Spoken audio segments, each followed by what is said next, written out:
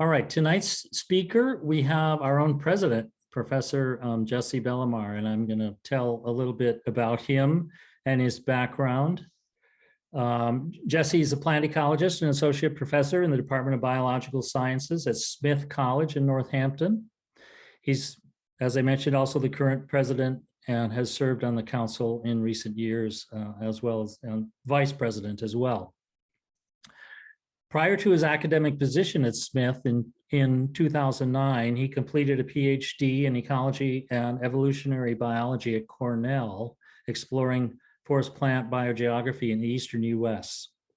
He has a master's of forest science at Harvard Forest, where he investigated land use history patterns in rich mesic forest of western Massachusetts. His undergrad degree was in biology at UMass Amherst. He's a native of Western Mass, and got his start in field botany as a high school student, taking part in workshops and field trips offered by the New England Wildflower Society in the late 1980s.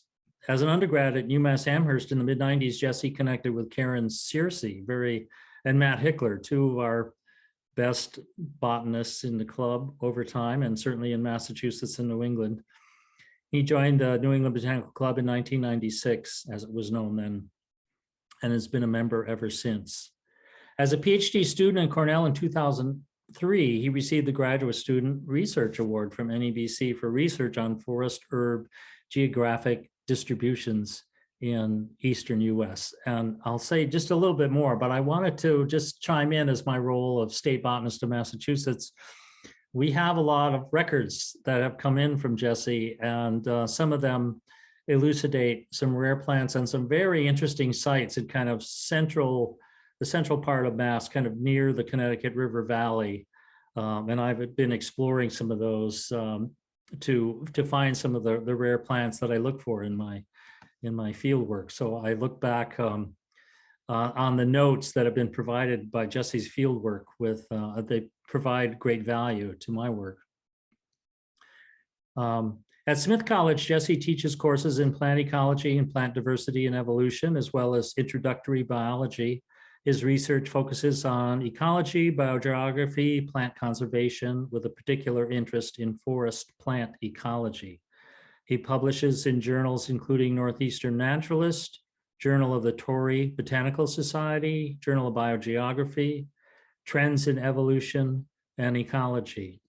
And his 2017 review paper in Rodora with co-authors Dove Sachs and Brian Conley focused on plant conservation, assisted migration and climate change from a New England perspective, and it was awarded the NEBC Fernald Award, which I remember took place at Garden in the Woods. That was kind of a fun evening when we could all be together in person.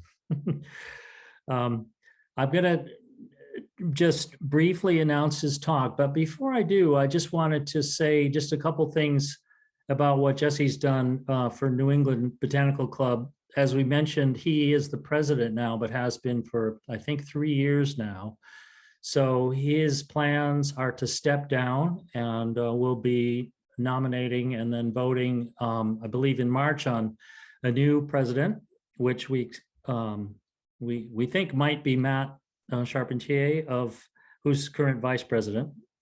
And anyway, he said he will accept that nominations. But at any rate, Jesse has been, I think, just an incredibly important influence on what we now call New England Botanical Society, which we do call it that in part because of his transformational influence really on the organization. I think Jesse has a way of seeing very far ahead and latching on to the trends that will help propel us forward as an organization, continuing to gather new members and gain new energy and strength. And he's led us through some incredibly difficult and interesting and challenging times through the pandemic with a lot of grace and goodwill. And we really need to pay tribute to the work he's done as president of the organization. His talk tonight will focus on some of his lab research investigating the distribution and ecology of Umbrella Magnolia, Magnolia tripetala, a tree species native to Southeast and the Mid-Atlantic U.S. that has been increasingly detected as naturalizing in Southern and Central New England. Thank you very much, Bob, for the introduction. It's exciting to come in tonight and see your wonderful introduction and hosting for the meeting, and also get a chance to share some of the work that we've been doing at Smith College in my lab, looking at plant ecology, plant distributions, and thinking about plant conservation with climate change. So I'm going to get started here on sort of, a bit of a dark note, thinking about climate change and what's, known as the biodiversity crisis, maybe even the sixth mass extinction. So this is basically this recognition amongst many biologists and scientists that climate change is really emerging as one of the top threats to biodiversity in coming decades, right up there with direct habitat destruction, invasive species. Climate change is really emerging as one of the big threats to biodiversity, and there's this recognition of a risk of widespread extinctions due to rapid climate change in coming decades. Largely, this extinction risk is coming from the fact that the rates of climate change we're likely to see are expected to exceed many species' dispersal and migration capacities. Their ability to track shifting climate poleward. And there's limited evidence that species have the capacity to evolve to tolerate these new climates in situ. And if they're not able to migrate and they're not able to evolve, we're seeing sort of a recipe for widespread extinctions. There's a number of analyses that have been conducted over the last decade or two looking at this issue of the rates of climate change that we're seeing and the low rates of dispersal that are typically measured for many species, including many plants. And when you put these two sort of trends together of high rates of dispersal, high rates of climate change and low rates of dispersal, it comes up with some fairly dire predictions about potential extinction risk in coming decades. The alarm bells really went off with a study by Thomas et al. In 2004, where they, through some modeling efforts, basically estimated that up to a third of species might be committed to extinction by 2050 due to this offset between climate species required to survive and their ability to disperse to follow that as it moves poleward. Similarly, alarming projections have been reached by subsequent studies. There was some concern early on that these estimates of, potentially millions of species at risk from climate change were overestimates, but subsequent studies have come to similarly alarming projections. And this issue is, sort of exacerbated by the fact that the modern landscape is highly fragmented. And there are many human-made barriers to the types of migration that will be necessary for species to be able to track climate change. So if we think sort of down here in the lower right corner of species that are, many plant species that are dispersed by ants, for example, in the forests of Eastern North America, crossing the many highways, suburban areas, agricultural areas that intervene between where many species live today and where they might need to go in the future, standard dispersal mechanisms are just not going to allow these species to move through the modern landscape. Not to mention that dispersal ability in many of these species is limited to begin with. So this sort of intersection of rapid climate change and limited natural dispersal ability in many groups has led some conservation and biologists to ask what will be necessary to avoid extinctions in this rapidly warming world that we find ourselves in. And this has led to a fairly controversial idea or proposal of what's been called assisted colonization or assisted migration. And basically what this is responding to is the observation that rapid climate change means that basically the same locations where species populations have established and succeeded in the past might not sustain them into the future. And appropriate climate conditions to support species are shifting or migrating north and moving away from the locations of existing populations faster than most species can disperse. And the scale of this shift that we're moving into currently is sort of highlighted by this sort of cartoon graphic over to the right here, showing some different scenarios for how, for example, the climate of Massachusetts may change over the coming decades towards the end of this century. There's different scenarios illustrated here, but basically the estimates are that we're on track to see a climate in Massachusetts, for example, that is more similar to the mid-Atlantic region or maybe even the southeastern US by the end of this century, given current trends in climate. So this issue of very rapidly shifting climate zones, rapidly shifting conditions, and slow dispersal ability in many species, particularly plants, has led conservation biologists to propose that something like assisted colonization might be necessary in coming decades for climate-threatened species. So basically, this is a question of, if natural dispersal is failing, should humans intervene to avoid extinctions? The sort of more technical definition of this concept of assisted colonization would be the intentional translocation and naturalization of climate-threatened species into new regions where they have not occurred historically, and that's the real kicker. But where they're likely to survive as self-sustaining populations in the future. So this approach might be linked closely to things like species distribution modeling to figure out what the conditions a species occupies currently are, and where those same conditions might be seen 50 or 100 years in the future. And if they're not overlapping, potentially intervening to assist a species in colonizing those new habitat areas in the distance. Obviously, this is a fascinating topic, sort of on a biogeographical level, but also highly controversial. It's really running into several decades of research in conservation biology on invasives and non-native species and the many ways they can disrupt and change ecosystems and communities. So we see this interesting convergence of two major trends in conservation biology in this issue of assisted colonization.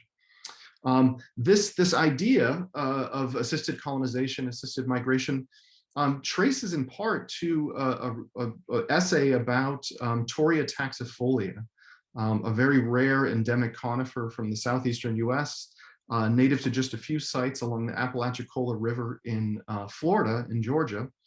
And two writers, Connie Barlow and the biologist Paul S. Martin, basically looked at this situation, considered the paleoecological history of this region, and proposed that conservation biologists should intervene and relocate the species to the north due to really precipitous declines in the species' native range. It's on the brink of extinction in its native habitats, due in part to introduced fungal disease, but also potentially linked to climate change.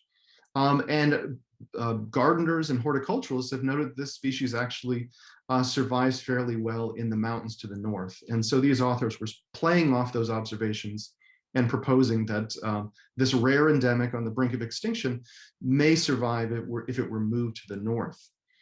Side by side with that paper, this was published in Wild Earth back in 2004, very well-known conservation biologist, Mark Schwartz, who has spent many years studying the demography and conservation of Torreya, basically had a counter argument saying that this is a terrible idea to move a species like this, and we just don't know what would happen, and there's the potential for invasiveness and other problems. So right from the get-go, this topic has really excited some pretty extreme views and sort of passionate responses.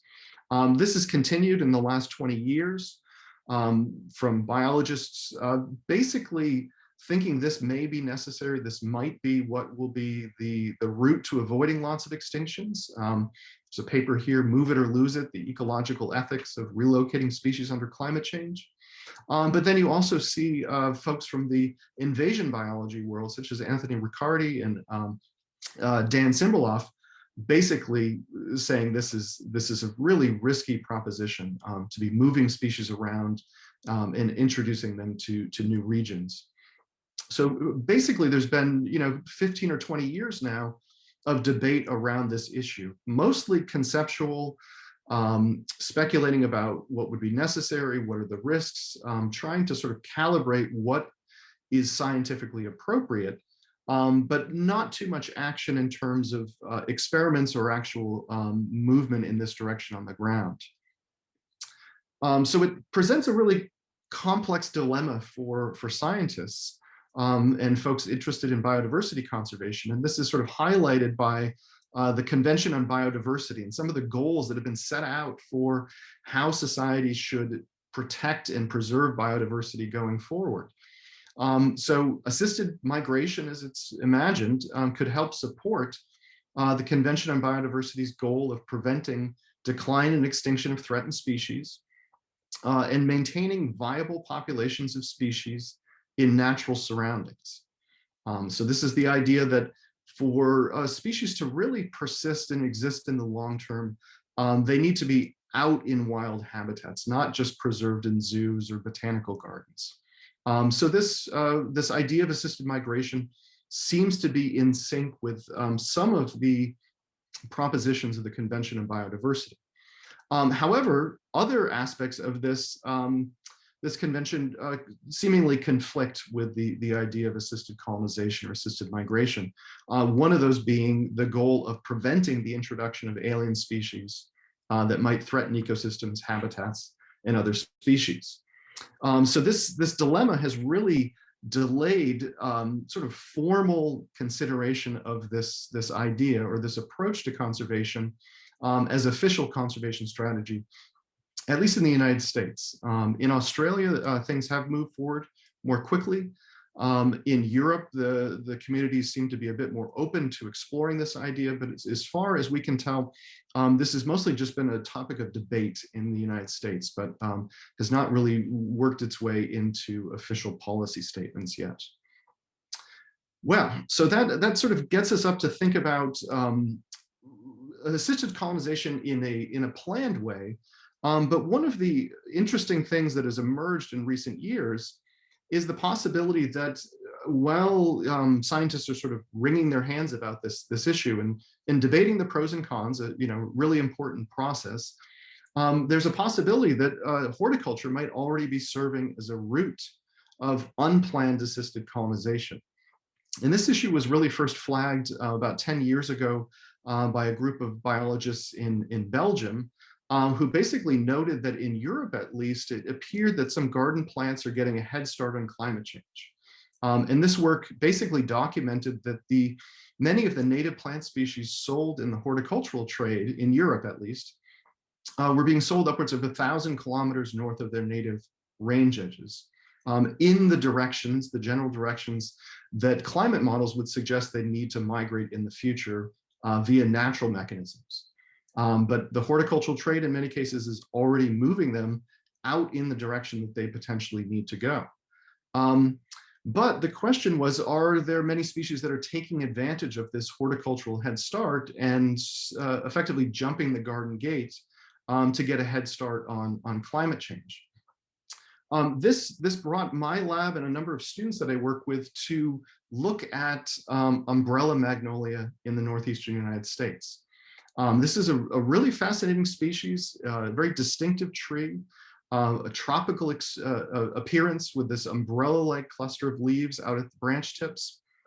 It's native to mesic deciduous forests in the southeast US, up through south central Pennsylvania. Here's the range here depicted running from the deep south and the Ozarks up to southern Pennsylvania and the edge of New Jersey.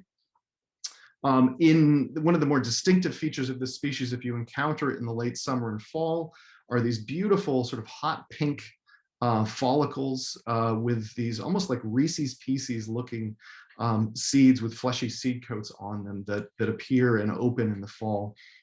The seeds dangle on small threads, potentially making them sort of attractive to birds as they dangle in the wind, hanging out of these follicles. So it's a very charismatic species. It's been in the horticultural trade since at least the early 1700s, connected in part to the activities of the Bartrams in Philadelphia, and their explorations and collections of plants of horticultural interest. We found evidence of this being sold over basically almost 200 years ago from a nursery on Long Island, New York. So already being grown, propagated, and sold well beyond its native range edge into the Northeast. It's listed here on the right for 50 cents a tree from this nursery out on Long Island. There's a number of other examples of the species being propagated and sold in the horticultural trade in the early and mid 1800s. This was sort of fulfilling an interest from landscape gardeners to incorporate this large, dramatic, almost tropical looking species into landscapes on estates and other large garden areas. And Andrew Downing, who's one of the founders of landscape gardening, landscape design in North America, described this magnolia as one of the most desirable for our pleasure grounds. So definitely was promoted in the early and mid 1800s as a garden plant for estates. And we see sort of direct physical evidence of these plantings in some herbaria around New England. This is a specimen on the right from around Newport, Rhode Island in the early to mid 1800s. You can see the distinctive leaves of the magnolia, as well as a couple preserved flower petals, documenting this species being in a garden in Rhode Island almost 200 years ago. And we see sort of the evidence of this species also around older houses at least here in Western Massachusetts. We see this quite a bit. Old plantings, fairly large old rootstocks. On the right, one of the more striking examples of this species being used in the landscape is at the Dickinson family residence in Amherst, Massachusetts. It turns out that Emily Dickinson's brother was an avid landscape gardener and a friend of Andrew Downing. And if you look around the gardens around their house, there are several of these magnolias planted, quite old specimens that appear to trace to that era, as well as some other interesting plant species from the southern United States that were being promoted as landscape plants in the early and mid 19th century. So it's in gardens in the Northeast for 200 years or more, around these old houses and in other locations in botanic gardens. But one of the interesting paradoxes here is that the species is present in horticulture back to the early to mid 1800s, but very few records of it turning up in the wild or escaping from these gardens, even though it's a species that's native to the deciduous forests of the eastern U.S. So there might be some expectation that the habitat requirements for the species would be fairly similar to New England. But if we look through the herbarium records, other sources of information, really there's only sporadic evidence of escape or advent of individuals. We see a few stray records of a seedling or sapling someone detected, but no real documentation of any populations or larger escapes of this species. And this is a species that is so conspicuous and charismatic that we think this pattern in the herbarium data is real, that this species was not escaping very often in the 1800s or early 20th century. The first clear records of this species turning up in the region come from a naturalized populations documented in Concord and Amherst, Massachusetts in the mid 1970s. We then see more records turning up from this region starting in the 1980s, and then especially in the 1990s and early 2000s, a number of new records turn up of individuals out in the forest, as well as notes of several individuals, small populations developing in the woodlands of sort of central New England, western Massachusetts. The first record of this species in Franklin County, Massachusetts, where I live, traces to just about 10 years ago. As part of the Franklin County Flora Project, Robert Burton and colleagues found this a Magnolia tripetala by a town garbage dump in Millers Falls. Since that time, in the last 10 years, we've documented a number of other populations of this species popping up in Franklin County. So This led us, this pattern in the herbarium data led me and several students at Smith College to undertake a survey a couple of years ago to try to identify what was happening with this species and assess whether it was truly naturalizing and reproducing in the wild in this part of New England. So between 2014 and 2018, we surveyed locations where fellow field botanists reported seeing this species, where herbarium records had documented presence of the species, and basically went out to determine if this species was naturalizing and spreading as a self-sustaining population in these sites outside its native range. One of the students that helped a lot with this project was Claudia Deeg, shown here with a Magnolia tripetala in the woods near Smith College, apparently having escaped from one of the horticultural plantings in the Botanic Garden at Smith College. Overall, in this first exploratory work, we found 10 sites where there were adventive individuals out in the wild, away from horticultural plantings. And 7 of those sites included extensive naturalization with tens to hundreds of individuals, as well as multiple reproductive trees in the wild, giving us the sense of populations that were actually starting to be self-sustaining and seeds and seedlings appearing in these populations. Most of these sites were located in close proximity to horticultural specimens.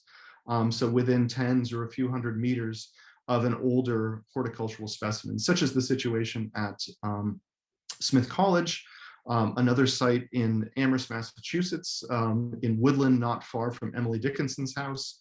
All of these seeming to be associated with these human-planted horticultural specimens in landscapes spilling over into the wild. One of the more striking sites that we found that first couple of years was a very extensive population in a wetland area in Concord, Massachusetts. This is one of the sites that was first documented back in the 1970s. The records then reported a few Magnolia tripetala in this wetland. We revisited this in 2016 or 2017 and found hundreds of individuals in this wetland area. So a population that had grown substantially since it was first detected back in the 1970s. Since that time, Ray Angelo has noted to me that this population seems to be in the approximate location of a 19th century horticultural nursery that was based in Concord. So there's some thought that this population may trace back to some horticultural plantings in the 19th century that somehow persisted down to the present. So one of the main questions that we wanted to explore with this survey work was both to see if populations were establishing and spreading in the wild, but for those populations that were naturalized and appearing to be self-sustaining, when did they begin? When did this phenomena really kick off in this part of New England? So to determine that, the timing of escape and naturalization, we cored the 10 largest magnolia stems at each site. Those tree cores were mounted, sanded, and the annual rings were counted back at Smith College to get an estimate of when these populations really first established, having multiple individuals leading to these larger naturalized populations that we detected in our surveys. And for Western Massachusetts, at least, the mean age of the trees fell within a surprisingly narrow window of time, about 25 to 30 years ago, between 1989 and 1993. This sort of tight time frame was a bit of a surprise to us. We had gone into this survey thinking that these naturalized populations might actually trace to the approximate timing of when horticultural specimens were introduced nearby, and there might be sort of a scattering of different age populations associated with older or younger horticultural specimens. But we found something quite different from that, in that populations tended to show this pulse of recruitment at sort of a synchronized time about 20 or 30 years ago. So despite this horticultural presence in the region since at least the mid-1800s, almost all of these naturalized populations in Western Massachusetts started almost simultaneously in the late 1980s and early 1990s. A few stray individuals back into the mid-70s, but basically the bulk of these populations were sort of driven by larger individuals that had gotten going in the 1980s and 1990s. And this was particularly striking because these populations were located in different forest types, different habitats, on different soils from wetlands to uplands, and different ages of forests that they were invading. Some old, sort of young white pine forests, some older hemlock forests, sugar maple forests. And then we also were able to see, at least at a couple sites, that the timing of local horticultural introduction didn't seem to have a connection to when these populations took off. So the site in Amherst here, illustrated in the middle, that's probably tracing to horticultural plantings that have been at Emily Dickinson's house since at least the mid-1800s, whereas at Arcadia Sanctuary in East Hampton, we have a pretty precise date on the timing of planting of magnolia there in about 1960. And yet both of those locations show this pulse of recruitment starting in the 1980s and 1990s. So a pretty interesting pattern of regional synchronization. And when dendrologists, dendroecologists see this type of pattern in tree populations with regionally synchronized events, this typically suggests a regional scale trigger or factor. And our hypothesis here is that this is a response to recent and increased climate change in the Northeast, particularly since the 1980s and 1990s, a pattern that's been documented by climatologists. So this seems to be one of the potential triggers of why we are seeing more and more magnolia out in the forests of Western Massachusetts, at least where there are horticultural plantings to serve as seed sources. This did raise the question, though, of whether this synchronization that we were seeing within central New England, Western Massachusetts, and other areas, it's suggesting that there might be some sort of a climate change threshold that is triggering these naturalizations that we were seeing in Massachusetts. And this sort of raises the possibility that if there really is some climatic effect, and we're not sure what that is, that boundary or that threshold might have been crossed earlier in other areas where this species has been observed to naturalize. So if this is true, and there is some sort of a climatic threshold, the prediction would be that that threshold probably would have been crossed earlier in warmer regions to the south, where the species has also naturalized and escaped. And the range map on the right is sort of a detail of the native range of Magnolia tripetala extending up into the southeast corner of Pennsylvania, along the Susquehanna River, but then all of the counties to the east and to the north in eastern Pennsylvania, New Jersey, Long Island, Connecticut, Rhode Island, and Massachusetts are places where this species did not occur historically, but is now seen in the wild. So to test this prediction that there might be some sort of a gradient of escape for this species, we went out to sample more populations of naturalized magnolia further south on the coast of New England, as well as out on Long Island, in New Jersey, and then in eastern Pennsylvania near Philadelphia, where this species is now widely naturalized. And basically explored these populations to survey their structure, their size, and then also collect tree cores from the largest individuals in the same way that we had surveyed populations in Western Massachusetts to get an estimate of the approximate age of when these populations really established and started to expand. So we have basically a gradient along this corridor from eastern Pennsylvania up to Massachusetts, running along about 2.5 degrees of latitude, a fairly sizable climatic gradient there as well. And then we have the populations that have been sampled to estimate the ages of these naturalized populations.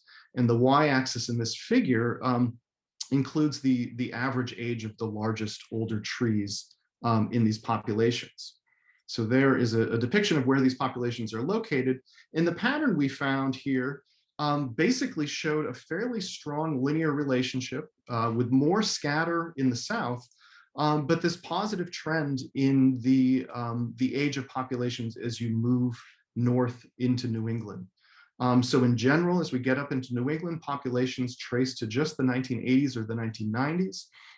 As you move south into Long Island, New Jersey, Eastern Pennsylvania, you start to encounter naturalized populations that in some cases are substantially older, tracing to the 1940s and the 1950s. So we're seeing a bit more scatter in the South, but this definitely sort of a positive trend in terms of the ages of these populations as you move along this latitudinal gradient from the native range edge in Eastern Pennsylvania up into New England. This pattern of sequential escape that we saw along this gradient from Eastern Pennsylvania up into Massachusetts obviously raised some questions about how exactly did the climate conditions this species is experiencing change over that time period, over the last 100 years or so, stretching from the early 20th century up to the 2010s, 2020s. And in collaboration with Dr. Laura Nunes, who's a conservation biologist and GIS specialist at the Defenders of Wildlife in Washington, D.C., we developed a series of bioclimatic models to explore how the climatic envelope, the bioclimatic envelope of Magnolia, of its range has shifted or changed over the 20th century. And basically, we used current and historical data on the climate from geographic locations where Magnolia is native or adventive to construct this model to estimate basically how the climatic conditions in these areas have changed over the past 100 years, where Magnolia is native, as well as where it is now adventive in the Northeast, to basically construct a model of what the climate conditions were for the species' native range in the late 19th and early 20th centuries, and then project where or document where those conditions exist currently, given the intervening climate change and modest warming we've seen in recent decades. The results of this model are pretty striking. It takes a little while to sort of figure out exactly how to interpret them. But basically what this is showing in this figure is both the climatic envelope that was occupied by Magnolia tripetala in the late 19th century and where that is currently. So these are the pale blue and the orange dots showing the position of this species' native range in climate space over this about 100-year span. And then superimposed on this in sort of the dark bluish purple color and red are the locations where we've documented naturalized populations in our surveys in the Northeast. And the key thing to focus on here is the shift of those locations where Magnolia has now naturalized between the historic climate of those locations in the dark blue, what those climate conditions were like in the late 19th century, to what those climate conditions are like today in red. And what this figure, what this analysis is suggesting is that many of the locations where we see Magnolia naturalizing and expanding today in the Northeast, if you had visited those sites 100 years ago, they would have existed outside of the climate envelope that is typical of Magnolia tripetala, of where you find populations of this species in its native range. However, in the intervening 100 years, climate has warmed and changed in such a way that many of these locations in New England, in Long Island, and other parts of the Northeast have now shifted climatically such that they overlap the historic climate envelope of this species. And we believe this is probably the explanation for why this species has been able to be so successful as a naturalizing species in recent decades, whereas it did not appear to be escaping much in the 19th century or early 20th century in the Northeast. This is an ongoing analysis, but the initial results that we're showing here really suggest this qualitative shift in the climate of the Northeast, such that it now is similar to some of the climates that Magnolia existed under in the recent past. So, thinking about what this means, basically what we believe is that prior to the late 20th century, the horticultural specimens of Magnolia tripetala here in the north were likely existing in a climatic zone that was outside the species' fundamental niche.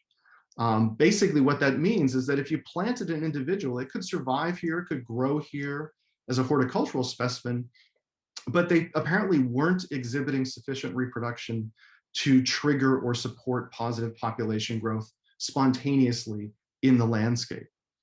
And this sort of marginal space where individuals can survive, but population growth is not really possible, has been referred to as the tolerance niche of species. Under normal conditions, if we had a static environment without climate change, this phenomenon might be of passing interest, but we believe that this tolerance niche zone is one that will play some interesting roles in how species respond to climate change, particularly for species that have been planted out beyond their native distributions in regions where they can survive but not reproduce, and climate will be changing around them. So what this is suggesting, at least, is that over the 20th century, climate change, changing climate, has now caught up with some of these northern horticultural specimens, shifting the climatic conditions around them to match something more similar to their fundamental niche, where population growth is possible. And this is what was depicted in that bioclimatic model, where these naturalization sites, which were outside the climate envelope for Magnolia 100 years ago, have now shifted climatically such that they overlap conditions that the species actually survives under in its native range. Basically, its fundamental niche. The really interesting point here is, though, that if it were not for these pre-positioned horticultural trees, such as those that were planted at Emily Dickinson's house, this newly suitable habitat, this climatically suitable habitat that has appeared in New England in recent decades, would not have been colonized or realized by the species so rapidly. It really depended on the fact that these trees were planted here already and capable of reproduction, such that they were able to rapidly colonize some of these new locations. If we look back at the native range of the species and the invaded range or the expanded range here into the Northeast, we see this fascinating pattern that in the absence of a horticultural head start, it's very likely that natural dispersal and migration from the species' native range edge down in southern Pennsylvania over the 300 to 500 kilometers into New England probably would have taken hundreds of years.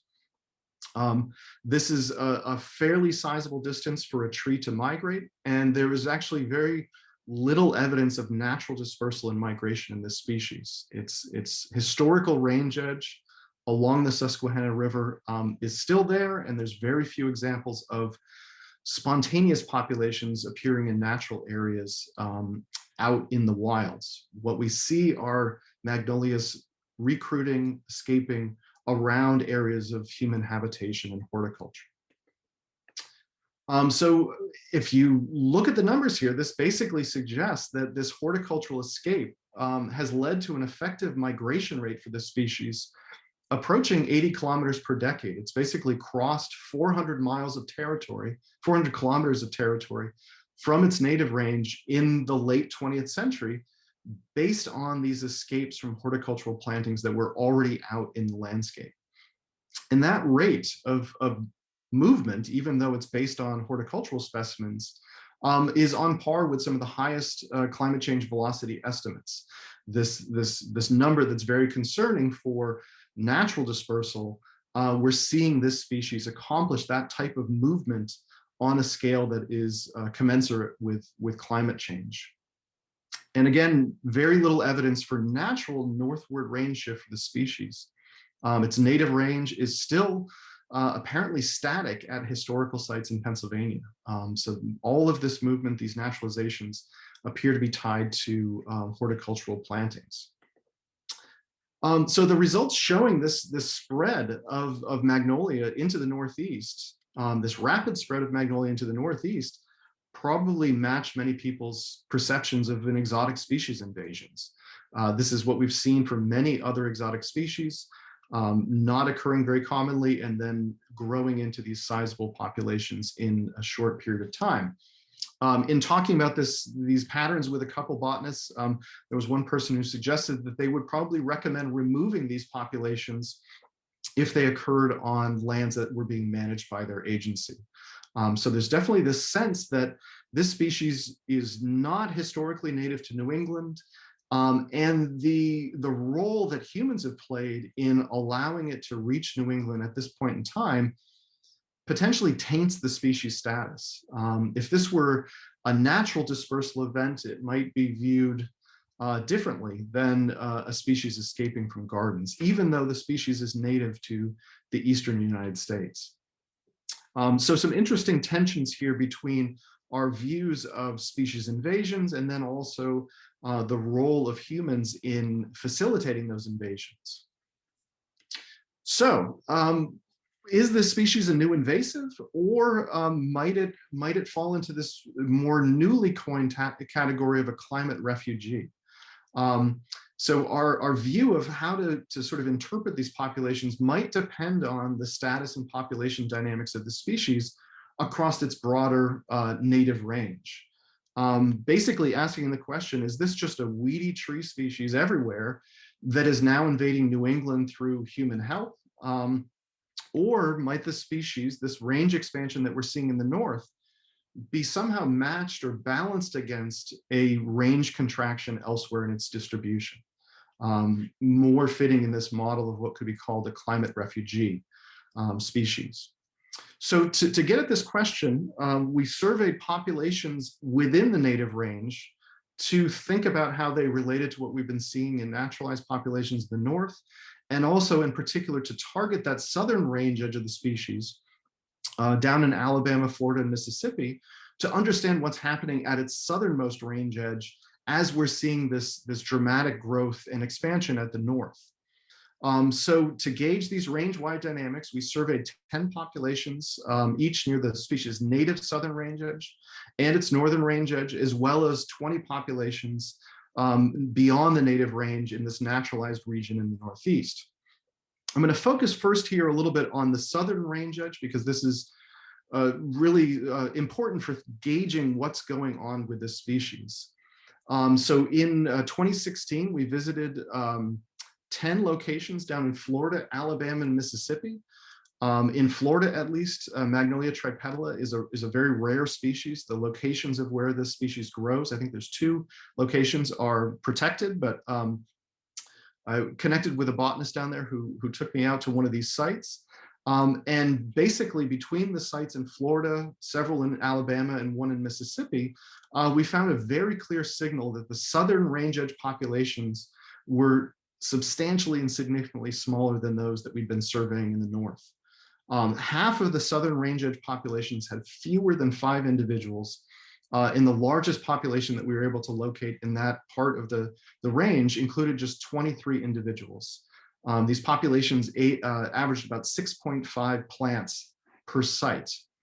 And this is in contrast to the locations that we've been working in the north, where many of the sites included hundreds or even thousands of stems of Magnolia tripetala. So this is an exceedingly rare species down at its southern range edge. One of the sites in Florida pictured here included just 4 trees that were alive at the time that we visited. This site was reported to have 12 or 15 trees in the early 2000s when it was first discovered. But by the time I was there about 10, 15 years later, there were only 4 left. So the southern sites in general included very few juvenile plants, seedlings, juveniles, and also very few young plants, and then the large reproductive stems were also missing from these populations. Instead, what we encountered were actually many rotted stumps that supported small root sprouts, suggesting that there were larger trees in these populations in the not too distant past, but those larger stems, those reproductive stems, had recently declined or died. This is an image of an example of a tree that looked like this. This is one of 2 living trees that I was able to locate on the bluffs at the Pascagoula River in southeast Mississippi, a location that has been documented for Magnolia tripetala for many decades.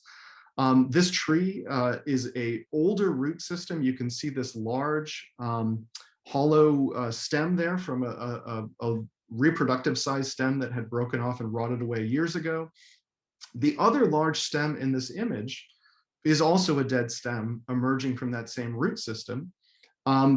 And the only living material coming out of this individual, one of two at the location, were these tiny root sprouts coming up from the base of the tree.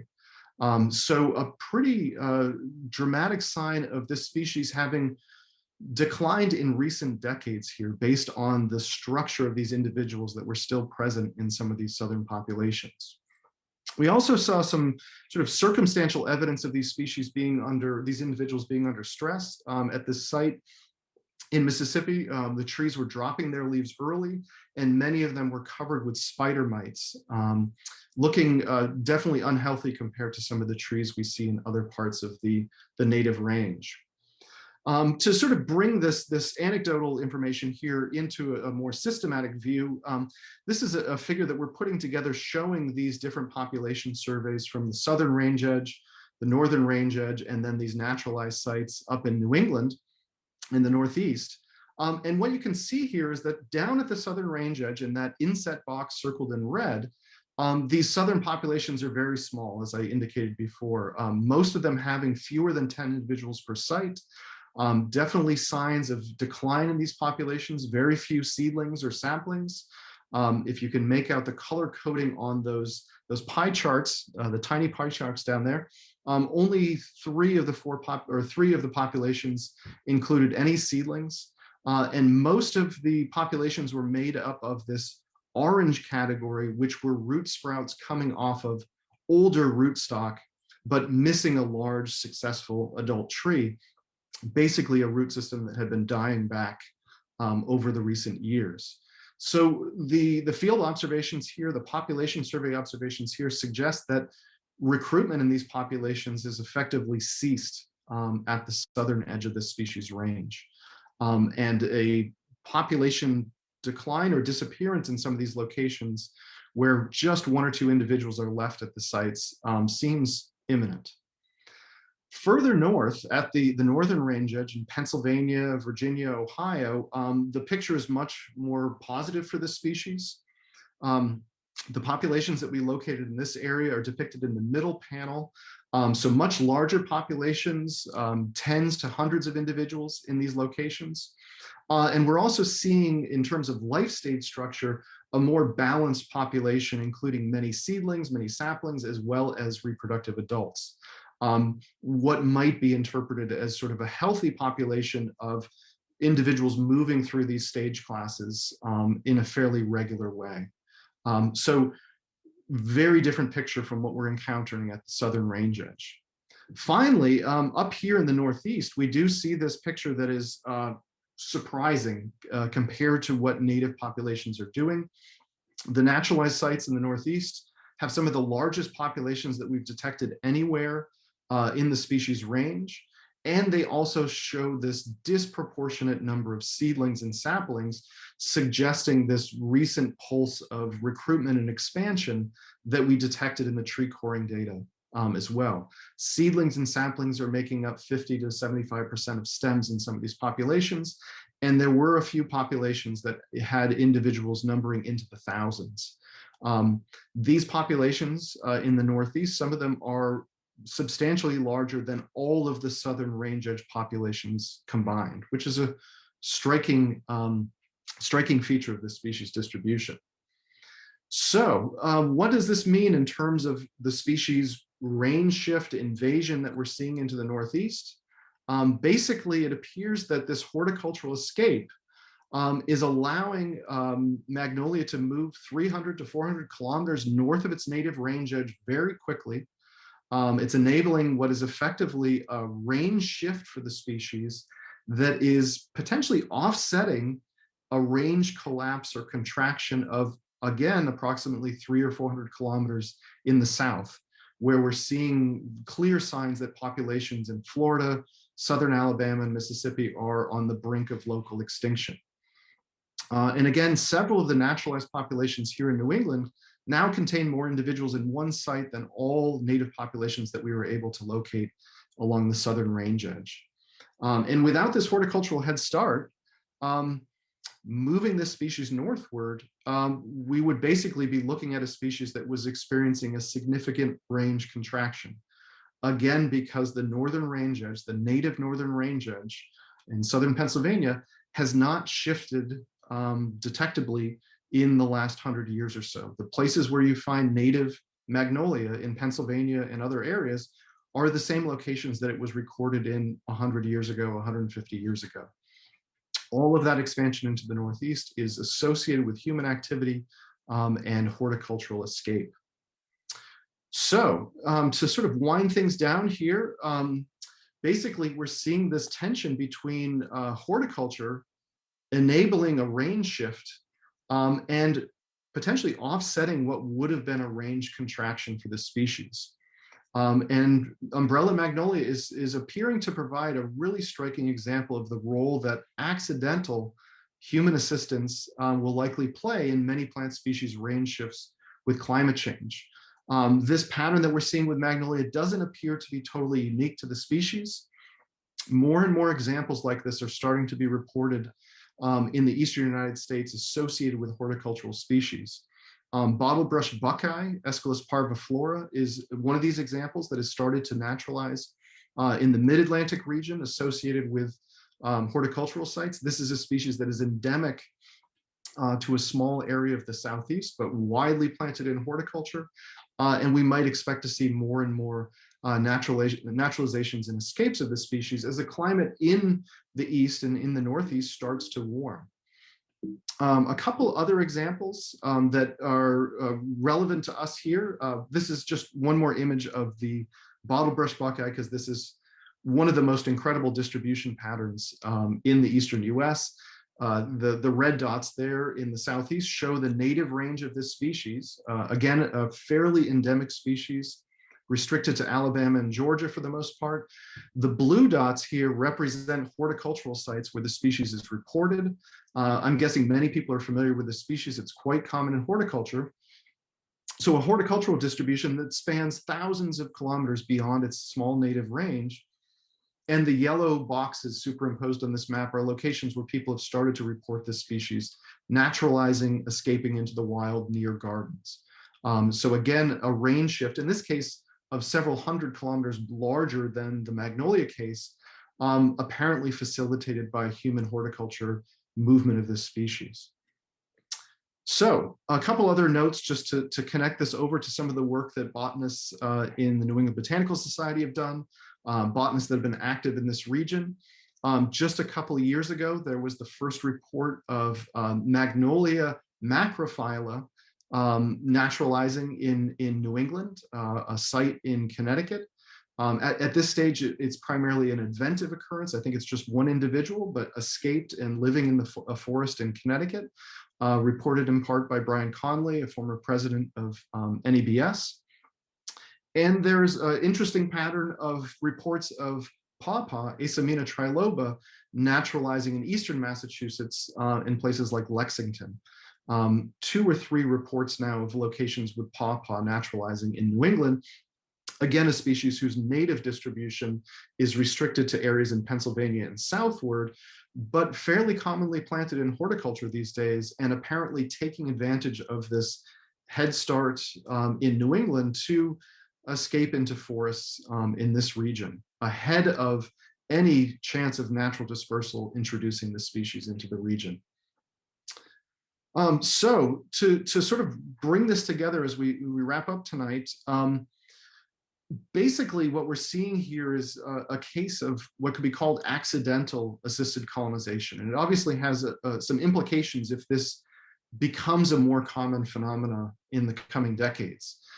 So horticultural escape, like has been described for some of these species, as well as the species we're working on, Magnolia tripetala, this is likely to end up facilitating range shifts northward in response to climate change of many US native plants that are traded horticulturally and grown in native plant gardens. This raises a lot of open questions. One of those is if this is an accidental, unplanned process, there's clearly going to be bias towards species that are showy or ornamental. And what is going to happen to species that are sort of left behind by this movement of species through the horticultural trade? What will happen to the obscure and inconspicuous species that may also need to be adjusting their distributions northward? So the unplanned nature of this, this phenomena is definitely problematic from a more systematic conservation biology perspective. Obviously, there's also really big questions about the genetic consequences of species escaping and naturalizing from single horticultural individuals or small horticultural stock, forming new populations that might have hundreds or thousands of individuals, all tracing back to this genetic bottleneck of having been introduced as a horticultural specimen. Clearly, people thinking about the movement of species, the conservations of species, whether that's through assisted colonization or in just standard ex situ conservation, are very concerned about the genetic diversity within native populations and the need to capture some of that genetic diversity in conservation collections. Horticultural escape is definitely not the route that would be viewed as appropriate for maintaining genetic diversity and conserving rare alleles or other important genetic variation in the broader native range of the species. This couple other open questions here just to wrap up tonight, related to basically the tension between what is appearing to be more and more common accidental assisted migration or assisted colonization and the more intentional planned approach that has been discussed in the literature. And whether we also need to develop some new terminology for handling these species that might be entering the flora of our region.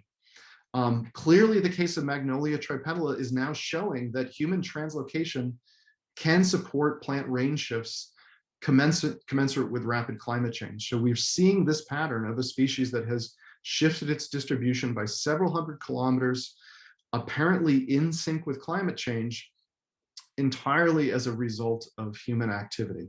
Unplanned human activity, but human activity nonetheless. So this, to some extent, demonstrates that this approach could work for some species. Whether it should be implemented is clearly an open question, a controversial question.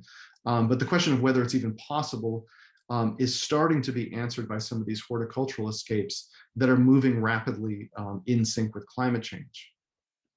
Next steps, clearly there are other species that are potentially more deserving of conservation attention than Magnolia tripetala, a species which has a fairly broad distribution in the eastern US. While its southern range edge seems to be retreating, there are still large native populations across the central part and northern part of its range that are thriving. So this is not a species that is on the brink of extinction. There are certainly many endemic species, though, in the southeastern US that have much smaller distributions, whose distributions are much more tenuous relative to climate change than Magnolia tripetala.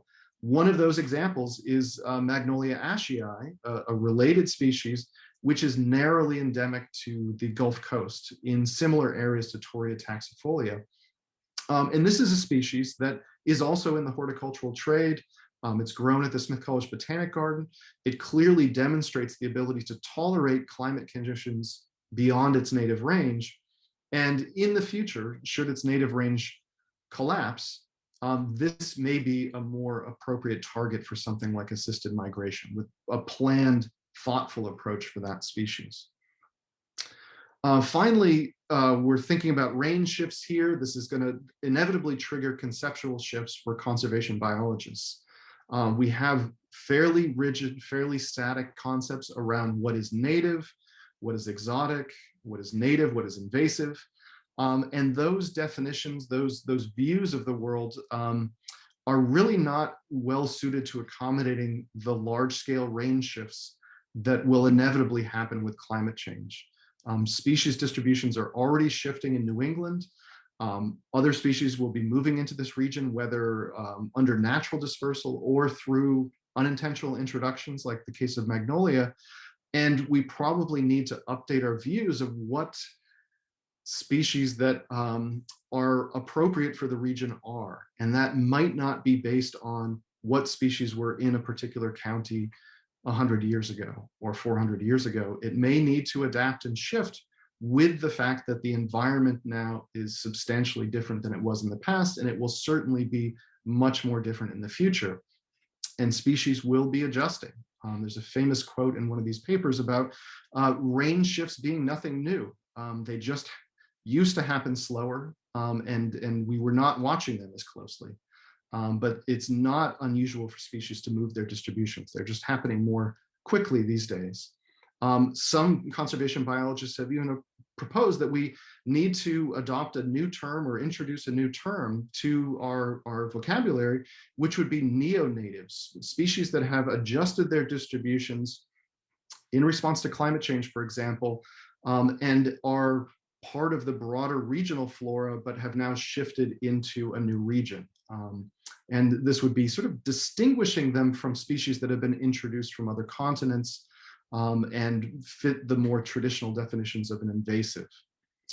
And finally, the traditional invasive species frameworks, which people are often tempted to apply to these types of species, or the issue of assisted colonization, those may need to be adapted to really address this significant qualitative difference between species that are moving and shifting within a continental area, intracontinental movements, versus species that have hopped across oceans, moved intercontinentally to enter totally new biogeographic areas. For most of the species we're thinking about here in Eastern North America, these species have all coexisted in the Eastern U.S. for millions of years. And even though certain species have not historically been native to New England, it's pretty clear that the species that are native to New England coexisted with these species in the past in other areas during other periods of climate change. So lots of open-ended questions here, but basically, this is the topic that was covered a couple of years ago in this review paper that I put together with Brian Connolly and Dove Sachs. If these types of topics are interesting to you, this is one interesting place to start. And there is, again, a lot of literature on assisted migration and some of the ethical and philosophical issues that certainly come to bear on that topic. So I know I've gone on long here, so I'm just going to acknowledge a number of people that have helped out with this project over the past couple of years: students at Smith College, collaborators at Brown University, including Dove Sachs and Laura Nunes, and then also a number of field botanists from New England and beyond who have helped locate these populations as we were searching for Magnolia, either as a naturalized species or as a native. So with that, I will stop sharing and get back to the audience here. Let me see if I can get out of this window.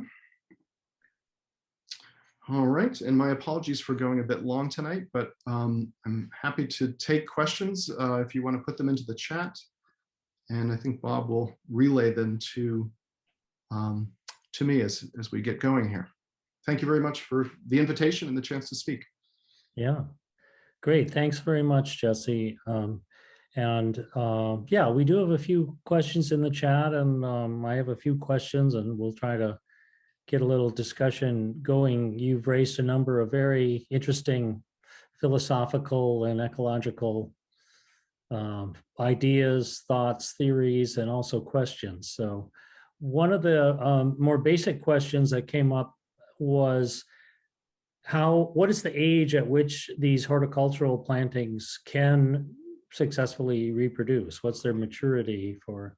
Yeah, no, Magnolia is a pretty quickly growing species. We've seen a couple individuals that we've grown from seed at Smith College reach flowering size in probably 6 or 7 years under ideal conditions. I would guess, though, in forest settings, the trees are a bit more suppressed, and it may be more like 10 or 15 years. So there's certainly some lag between a plant establishing in the wild and getting to the point where it might be able to reproduce. But in full sun with good soil, they are a quickly growing tree. Yeah. And the next question would be, what sort of, what's the forest structure where it is growing now? I mean, you mentioned several different types of forest, but I assume this species is never a canopy. It's a subcanopy species. And yeah. How is it fitting in with, and does it fit in, say, more with, say, a maple forest, or is it fitting in with oak hickory? Is it fitting in with hemlock?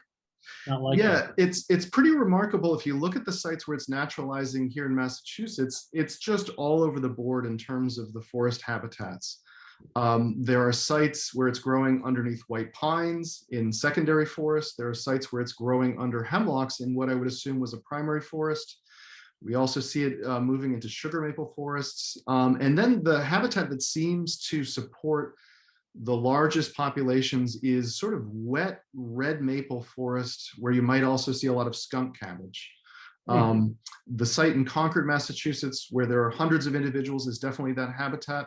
There's another large site in Rhode Island that Doug McGrady showed me with, again, hundreds of individuals. That's a sort of a wet forest habitat. But I've also seen it on Long Island under oaks on very sandy soil. So it seems to be a fairly adaptable species. And it occupies this interesting sort of mid-story environment, sort of where you would also see hemamelis growing, witch hazel. It's in that area of 10 to 20 feet high. When you go further south, it actually seems to coexist with pawpaw in the forest in the south, in that same mid-canopy position.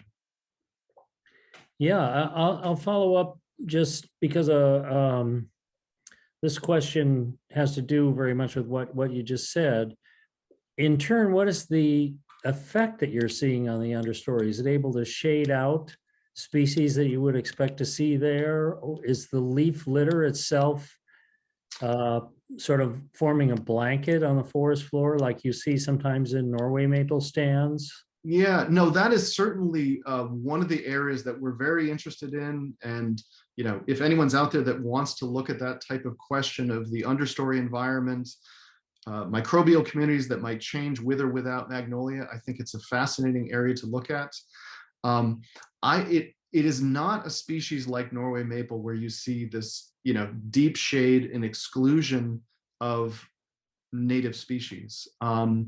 It has fairly thin papery leaves by the time they drop, and they seem to decompose fairly rapidly. So it doesn't look like it's really changing, leaf litter cycling rates or anything, but it is common enough in these forests that if it has, any distinctive chemical properties or anything, you would imagine that it's affecting the soil environment. But it's not something we've looked at. Yeah, interesting. Another question is about the native range edge in Pennsylvania. And the question is, you mentioned the stability of the northern native range edge in Pennsylvania along the Susquehanna. What about newer sites in southeast Pennsylvania connected to horticulture? Yeah, there's actually been a bit of research on the status of this species in southeast Pennsylvania around Philadelphia. There was a paper 10 or 15 years ago by Ann Rhodes, specifically asking this question: was Magnolia tripetala native to Philadelphia and eastern Pennsylvania? Because it's now quite common there. And all of the herbarium records and everything they could find was that this species was not a wild species around Philadelphia, was not occurring in the wild around Philadelphia till the early 20th century. There are no herbarium records of native populations around Philadelphia, even though that area would have been intensively explored and documented in the 1800s. It really starts popping up in the 1920s, 1930s. We've seen herbarium records that are just, they say, one tree distant from any garden in a forest. And if you go to those locations today, there might be hundreds of individuals in those forests. So it does appear that is the starting point of this wave of naturalizations to the north that really kicked off around Philadelphia about 80 or 90 years ago. Yeah. Robert Burton had a question, and I'll just read it. Do you think continent is the right scale to distinguish neonative from non-native? Would an arrival from Western North America be treated as neonative? Would it make more sense to define ecologically, for example, a neonative for New England would only be from the eastern deciduous forest? Yeah, no, I think it's tossing the theoretical questions right back at you. Yeah, yeah, no, I think it's a tricky question. I think that the continental idea, that's just an easy benchmark or easy way to distinguish between species that are jumping oceans to get into a totally new evolutionary area. I think really what we're probably talking about here are groups of species that have coexisted, co-evolved, and been moved around by climate change in the past, but have this history of interaction. And in the Eastern US, that would probably include many of the forest plant species, that we currently see from, Maine to Alabama, that they have a history of overlapping and interacting and being mixed together during glacial episodes and then expanding, but they have a shared history. And that a species that's moving around within that biome, to my mind, doesn't seem as problematic or as risky as a species that might drop in from a totally separate evolutionary biogeographic region in some other part of the world. Yeah. Another question about the root sprouts. You mentioned that they occur after dieback. Can you be certain that the stems you sampled, say further north, Yeah. are not age synchronized because of the same time of recruitment rather than the time since a widespread dieback may be caused by an extreme event, if the latter recruitment could have occurred over a longer time span? Yeah, no, that's a great question. It's certainly one of the things we were wondering about. After looking at hundreds of these trees, we definitely honed in on the relationship between the rootstock of the individual and the stem of the individual. In the Deep South, we were seeing very large rootstocks with multiple decayed growth points. In the North, in these populations in Long Island, in Massachusetts, we often see individuals that have a one-to-one match with the rootstock. There's not evidence of repeated growth and dieback in these systems. They look like individuals that have grown relatively directly from a seedling to a sapling to an adult. Some of the larger adults are starting to put out side sprouts now, and I think the mature form of this tree is to have a large old stem with new stems starting to replace it, sort of like witch hazel. But in these populations, particularly these younger populations in New England, we see many of the largest individuals having that one-to-one match between the stem and the rootstock, suggesting they are individuals of the age that would be detected by coring the tree. Mm-hmm. Another question is about genetic information. Are there genetic data available on the population structures, and could it be possible to establish a link of the planted then naturalized populations in New England to their origins genetically? Yeah, that is certainly an area that we'd love to investigate further. It's something that we've been wondering about right from the beginning here, but haven't gone down the route to look at the genetic data yet. There's certainly interesting questions about where these horticultural plants came from within that broader geographic range that the species has. There's questions about where the species came from, but also how much of the genetic diversity that is found across the broader range is represented in these horticultural plants. And if more of the native range is dying back and being lost, is much of that genetic diversity somehow preserved in these naturalized populations in the North? Our intuition, at least, would be that there's probably some pretty severe bottlenecks that have happened as this species was brought into horticulture in the 1800s and then propagated and spread. Certainly an area that if anyone is interested to work on, that is a really good question, and one that we haven't tackled yet. We've collected some material to do that work, but we haven't got into the lab. We got stalled out by the pandemic. And Paul asks if you sampled population size, age, and health in the heart of the natural range, in other words, around the Smoky Mountains. Yeah, no, that's a great question. In the analysis that I described tonight, or the work I described tonight, we really focused on the naturalized area, the northern range edge and the southern range edge. There's certainly a question of what are the populations doing in the core of the range, where some models would predict that's where this species should be performing its best if the range is somehow in equilibrium with climate. We didn't directly survey that, but a collaborator that we've worked with has looked at the forest inventory analysis plots, which incidentally or accidentally capture magnolia in some of their locations. And that collaborator has looked at the relative distribution of adult trees in those plots to seedling or juveniles, subcanopy trees. And there does seem to be a signal, even within the forest inventory analysis data, of an offset between where you find adult trees and where juveniles are more abundant. And those also appear to be shifting. And that is coming from more of the core of the range. And that's very consistent with what we're seeing at the extremes of its distribution. Yeah, that's really interesting. That data set, the forest inventory analysis, is really can generate a lot of interesting trends for sure. Yeah, that's questions from the audience. I have just a couple to wrap up. There's sort of an enigma even around a couple of state endangered species here that are generally from the South. So even in the same genus, Magnolia virginiana, state endangered, we haven't seen it move further north at all, as far as I know. And in fact, a couple populations slightly south of the main range in Massachusetts are, not doing well at all. They're not reproducing. Another example, much more of a southern tree, is Morris ruber, red mulberry, really struggling in Massachusetts, not expanding north, not looking healthy. And, the core of its range is probably close to the core of the range of Magnolia. Yeah. So, what's going on, Jesse? Can you tell us?